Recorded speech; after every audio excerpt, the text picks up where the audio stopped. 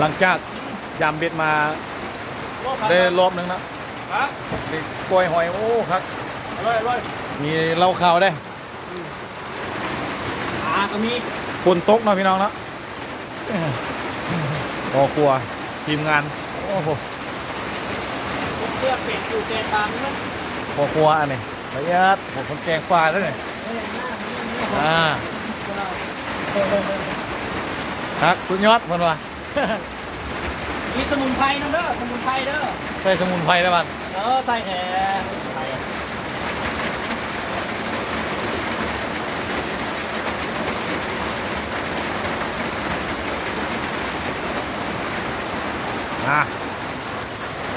หอยโอ้คักมือนี่ละเอียดหลายฝนตกนอนมึงดิ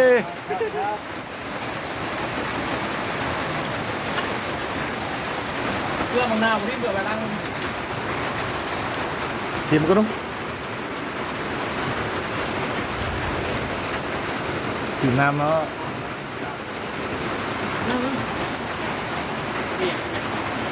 กอยหอยได้แล้วแต่บุกกันเอาเช่นเอาชิได้เลย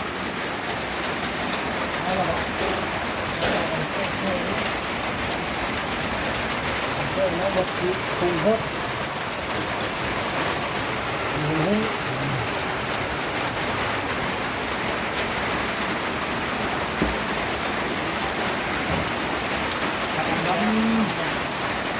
ว่ามันเป็นเอาใช่ไหมครับเนี่ยนี่เป็นที่ดีที่การหนึ่งเนาะ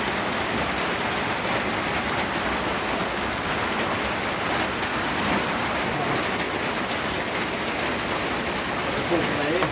นะเรื่องกันดีแน่เอาแต่กาดเอาน้ำใส่แน่นเกี่ยวถึงน้ำป่าครับโอ้แต่พวกเราเนี่ย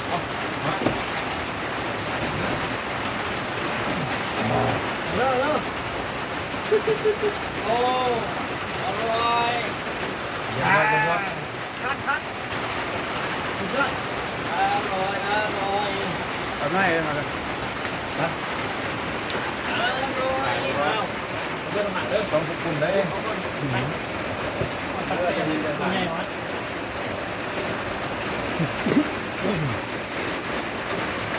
ตัวใหญ่หน่อยให้พวกควรไหมขอก่อนเอามานะรอขอเอากูถือกล้องก่อนให้เดี๋ยวได้ก็ไม่เทียบกันเอาจวดพี่น้องนะให้กันโอ้ฝนตกบรรยากาศดีจาน5 ใบ6 ใบเองโคตรเป็นคนไปจานหัวทองมาวับนอนพี่ก็ได้โอ้แดงปลาเขากันนะเรียบสมุนไพร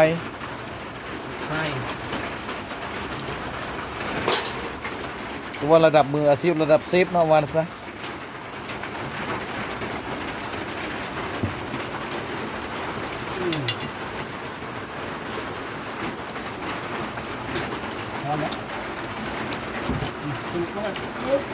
ยังไงดีมั้ย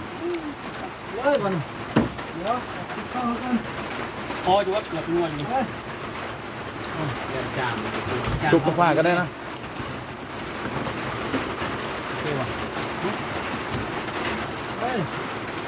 ว่าโอเคเลย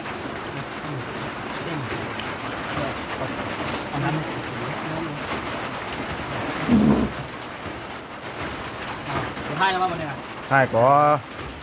เดี๋ยวมันจับภาพยังไงมันถ่ายหูปะอ้าวโอ้วิดีโอได้เนี่ยนะถ่ายคลิปได้เนี่ยนะ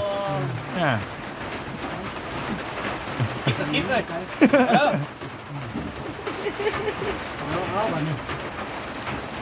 ผมมือ มากินข้าวนำกันบัดนี้ จะเข้าเด้อพี่น้อง ละเอียด